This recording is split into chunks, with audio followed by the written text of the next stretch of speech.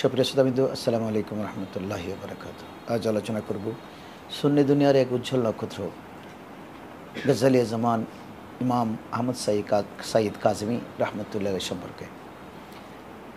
গোটা ভারতবর্ষের জমিনে গজ্জালিয়ে জামান আল্লামা আহমদ সাঈদ কাজেমী রহমতুল্লাহর একটি নাম, একটি বিপ্লব, একটি আন্দোলন, একটি মুজাদ্দিদের নাম। যে ওই মহান জাতে গ্রামী দুনিয়ার জমিনে সেই 1913 সনে জন্মগ্রহণ করেন এবং 1986 সনে রমজান মাসে ইন্তেকাল করেন। এই মহান ব্যক্তিত্ব দুনিয়ার জমিনে জন্মাবার একেবারে ছোটোবেলায় এনার আব্বাজান ইন্তেকাল করেছিলেন। তিনি কিন্তু সৈয়দজাদা ছিলেন।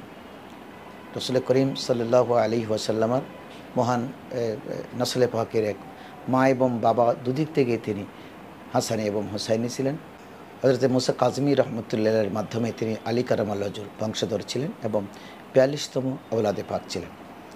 ইনি মুলতানে জন্মগ্রহণ করবার পরে বাসমন অবস্থায় ওনার বাবাকে মাত্র 39 বছর বয়সে, বাবার যখন বয়স 39 বছর তখনই তিনি ইন্তেকাল করেন। মায়ের কাছে প্রাথমিক শিক্ষা লাভ করেন, কারণ মা এবং বাবা বৈদিক থেকে সৈয়দজাদা এবং সৈয়দজাদি হবার কারণে ওই ঘরের মধ্যে ইসলামের নূর এবং তথা জ্ঞান বিজ্ঞানের এক মহান নিয়ামত ওই ঘরের দ্বারা প্রবাহিত ছিল। গোটা এলাকাতে, মুলতানের গোটা এলাকাতে সুপরিচিত এক পরিবার ছিল, যাদের উপরে মানুষের ভালোবাসা, শ্রদ্ধা, অগাধ মহব্বত অবধারিত ছিল।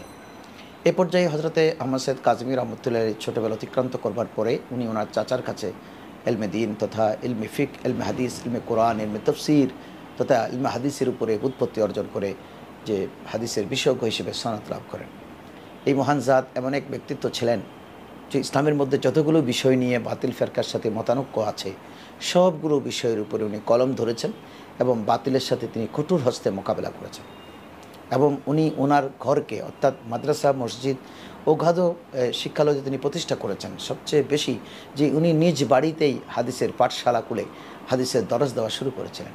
ওনার দরসে পাকিস্তানে যারা বসতেন তারা উচ্চ পর্যায়ের সামরিক কর্মকর্তা, বিচারপতি তথা দেশের বড় বড় শিক্ষাবিদ, ইউনিভার্সিটির প্রফেসররা নিয়মিত ইনার বুখারী শরীফের দরসে আসা যাওয়া করতেন। যে ইনি এত উচ্চমার্গের আলেম ছিলেন যে ইনি কখনো কাউকে সমীহ করে ইসলামী বিষয়ে কখনো কোনো কথা বলতেন না, বরন্ত ইসলামের সেই নূরকে তিনি মানুষের সামনে এত মজবুতির সাথে সুস্পষ্ট করতেন, গোটা জাতি অবাক হয়ে যেত যে ইনি কারোর সাথে আপোষ করা অর্থাৎ কোনো রকমের বাতিল ফেরকার সাথে আপোষে মিলেমিশে চলা, এটা হজরতে আহমদ সাঈদ কাজেমী রহমতুল্লাহের আদর্শ ছিল না। বাতিলের বিরুদ্ধে অত্যন্ত শক্ত হাতে ইনি ইসলামের সেই মূল ভিত্তিগুলো উপস্থাপন করতেন এবং রসুল করিম সাল্লাল্লাহু জন্য এত অদ্বিতীয় প্রেমিক হিসেবে তিনি আবির্ভূত হয়েছিলেন। গোটা দুনিয়ার মানুষ ইনাকে গজ্জালিয়ে জামান হিসেবে ছিলেন, কারণ এই গজ্জালিয়ে জামান ইসলামের এমন এক সাইক্লোপিডিয়াতে পরিণত হয়েছিলেন যে কোনো বিষয়ের উপরে ইনার মতামত কোরআন এবং হাদিসের ভিত্তিতে সর্বমহলে সমাদৃত এবং গ্রহণযোগ্য ছিল। সবচেয়ে বড় ব্যাপার যে আহমদ সাঈদ কাজেমী রহমতুল্লাহ আবার রাজনীতির সাথে যুক্ত ছিলেন। আমাদের কাছে অনেক পীর, অনেক মাশায়েখ আমরা দেখতে পাই যে হয়তো উনি হাদিসের দরজ দিচ্ছেন, দেশে কোথায় কী হচ্ছে ইনার কোনো খবর নেই, কিন্তু ইনি রাজনীতির সাথে যুক্ত থেকে পাকিস্তান পার্লামেন্টের মেম্বার থেকে উনি প্রতিবাদ করেছিলেন। যখনই যেই পর্যায়ে যেখানে আল্লাহ রসুলকে আঘাত করে কোনো কথা আসবে ইনি তখন দেশের সর্বোচ্চ পর্যায়ে সেটার প্রতিবাদের ভাষা তিনি শানিত করতেন। ইভেন কি কাদিয়ানীদেরকে অমুসলিম ঘোষণা করবার ব্যাপারে খতবে নবুয়ত বিরোধী যারা রসুল করিম সাল্লাল্লাহু আলাইহি ওয়াসাল্লামকে শেষ নবী মানেন না তাদের বিরুদ্ধে তিনি আইন তৈরি করে তাদেরকে শাস্তির আওতায় আনবার জন্য অত্যন্ত জোরালো ভূমিকা পালন করেছিলেন। হজরতে আহমদ সাঈদ কাজেমী রহমতুল্লাহ এমন এক ক্ষণজন্মা ব্যক্তিত্ব ছিলেন যে ইনি মুলতানে থেকে গোটা পাকিস্তানে ইনি এমন এক সুন্নি জামাতের ইমাম হিসেবে রূপান্তর হয়েছিলেন। গোটা দুনিয়াতে তিনি রসুল করিম সাল্লাল্লাহু আলাইহি ওয়াসাল্লামের আদর্শ ও আজমত তুলে ধরবার জন্য সদা নিবেদিত থাকতেন। এই মহান জাত রমজান মাসে যখন ইন্তেকালের সময় ঘনিয়ে আসছিল তখন ওনাকে ডাক্তার পরামর্শ দিয়েছিলেন, যিনি খুবই অসুস্থ হয়ে পড়েছিলেন। ডাক্তার পরামর্শ দিয়েছিলেন যে আপনি রোজা ভেঙে নেন। হযরত আহমদ সাঈদ কাজেমী রহমতুল্লাহ বলছেন, আমি তো চাই রোজা অবস্থায় দুনিয়ার জমিন থেকে প্রস্থান করতে, আল্লাহর সাথে মোলাকাত করতে, যে আমি রোজা ভাঙতে পারবো না। অনেক রকমের রিকোয়েস্ট করবার পরেও ইনি কিন্তু সেটাতে রাজি হননি। 23শে রমজান দুনিয়ার জমিন থেকে পর্দা করেছেন, তখন ইনি রোজা রাখা অবস্থায় ছিলেন। দুনিয়াবাসীকে জানান দিয়েছেন যে ইনি এই রমজান মাস ছাড়াও সবসময় নফল রোজা রাখতে পছন্দ করতেন এবং ইবাদত বন্দেগী, মিলাদ, কিয়াম, দরুদ সালাম, রসুলের ইশক প্রেম মহব্বতের উপরে নিজকে গোটা জীবন কোরবান করেছিলেন। এই ক্ষণজন্মা ব্যক্তিত্ব, বিশেষ করে ওনার অনেকগুলো লিখনী গোটা জাতির সামনে আজকে জ্ঞানের এক ভাণ্ডার হিসেবে উপস্থাপিত হয়ে আছে।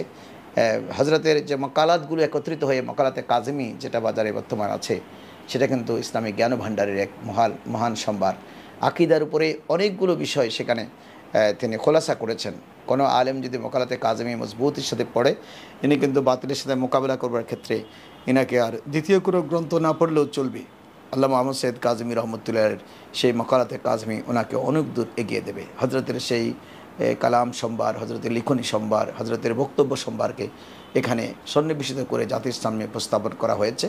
মকালাতে কাজেমি নামে এই গ্রন্থ গোটা বিশ্বে এখন সুন্নি দুনিয়ায় অত্যন্ত সমাদৃত এবং অত্যন্ত গ্রহণযোগ্য একটি কিতাব। এছাড়াও তিনি আকিদার উপরে, তফসিরের উপরে, হাদিসের উপরে অসংখ্য কিতাব লিখে ইনি জ্ঞানভাণ্ডারকে সমৃদ্ধ করে গেছেন। আমরা যদি ওনার লিখনীগুলি পড়ি এবং এনাদের মতকে অনুসরণ করি, তাহলে এই যুগ সন্ধিক্ষণে আমাদেরকে মূল আহলে সুন্নাহ ওয়াল জামাতের আকিদা থেকে কেউ সরাতে পারবে না। এবং সত্যিকারের আলে রসুল কারা, সেটা কিন্তু তিনি দেখিয়ে দিয়েছিলেন ওনার জীবদ্দশায়, এনার জীবনী পর্যালোচনা করে। ইনার খেদমতগার যারা ছিলেন, বাংলাদেশেও ইনার দু একজন খাদেম ছিলেন যে যারা ওনার জীবদ্দশায় ওনার খেদমত করার সুযোগ হয়েছিল। ওনাদের মুখে আমরা শুনেছি যে পাকিস্তানের সর্বোচ্চ পর্যায়ের লোকজন, বিশেষ করে নৌবাহিনী, সেনাবাহিনী, বিমান বাহিনী তথা প্রশাসন, মন্ত্রী, মিনিস্টার, যত হাই অফিসিয়াল লোক আছে, ইনারা আহমদ সৈয়দ কাজেমি রহমতুল্লাহর দরবারে এসে একেবারে চাকর নৌকরের মতো দোজানো হয়ে বসে থাকতেন।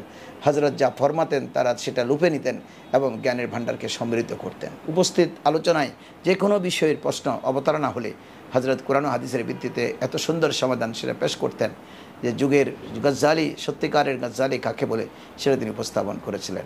আল্লাহ তাবারক তাআলা সেই রমজান মাসের উসিলায় আমাদের সুন্নি দুনিয়ার ক্ষণজন্মা ব্যক্তিত্ব গজ্জালি জামান আল্লামা আহমদ সৈয়দ কাজেমি রহমতুল্লাহ সিলাই আমাদেরকেও কবুল করুক, আমাদের ঈমান আকিদা মজবুত রাখার সুযোগ করে দিন। আমিন। আসসালামু আলাইকুম ওয়া রাহমাতুল্লাহি ওয়া বারাকাতুহু।